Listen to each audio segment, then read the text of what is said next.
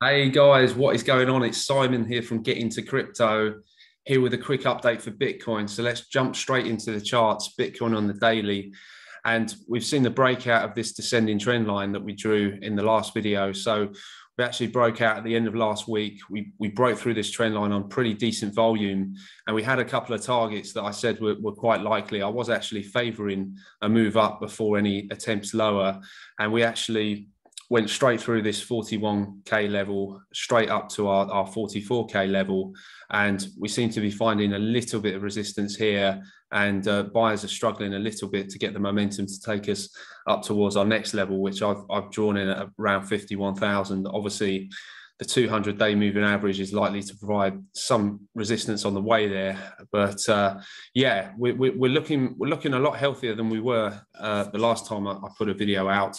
Obviously, we have this major support level here around 41,000, which obviously held as support in September last year. We held it in support in January, and we actually sliced straight through it, which was very, very encouraging and like a powerful move to see. We managed to come straight up, and now we're actually basing on this 50. I think it's the 50-day moving average on the daily there. Just gonna check that. Just check the inputs. Yeah, 50-day moving average. So yeah, Bitcoin looking fairly healthy here in terms of the price action that we're seeing.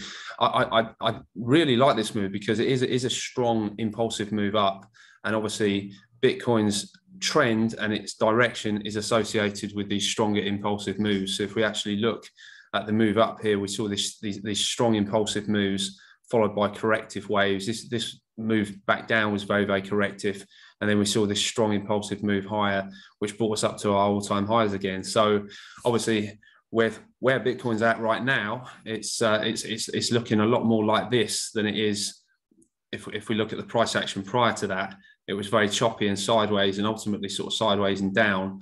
And to be honest, I thought we were seeing similar price action here. The break of this level threw me a little bit, as it looked like we were actually coming back down to potentially do some sort of fractal from what we've seen down here and then take off again. But obviously, Bitcoin was too weak. We fell through, obviously, a move which really shook out a lot of longs and a lot of bulls. And I think a lot of people here, obviously, were calling for Moon at the top, and then a lot of people were thinking, right, we the 4-year cycle is over. We're now going to go into a bear market, and I think Bitcoin is doing the unexpected right now in terms of what people would expect that are following the 4-year cycle. So we would have expected a parabolic blow off top at the end of last year, and then we would have expected to enter into the bear market. Well, we didn't get the parabolic blow off top, and we haven't yet anyway entered into a bear market.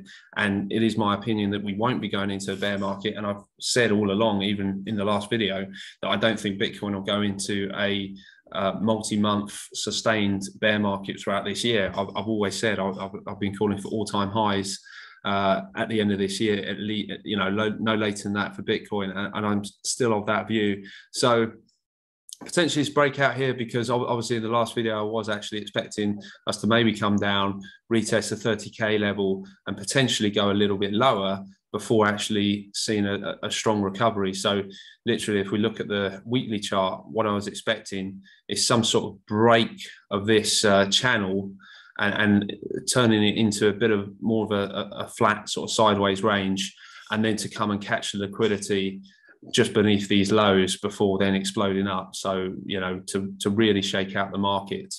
I'm not saying that can't happen now, but I'm just saying, based on the strength of this move we've seen, I think it is less likely. Of course, it's more than possible that we do come down. I've actually drew in what I think its path could be. Obviously, if we struggle to get above the level we're at right now, and then break back down through this 41,000 level and come down to these lows that we found around 35k, I do think that opens up the door for then a move lower into the sort of mid to high 20s before taking off again. So obviously we won't know which way this is going to go right now. That's a move that we should get more information over over the next, say, couple of months, and we should have a better idea of whether Bitcoin has fully flipped to bullish, or whether we are looking at more of a consolidation before potentially another retest of the lows. Obviously, the other path I've drawn is Bitcoin coming up and challenging this 50K level sort of sooner rather than later.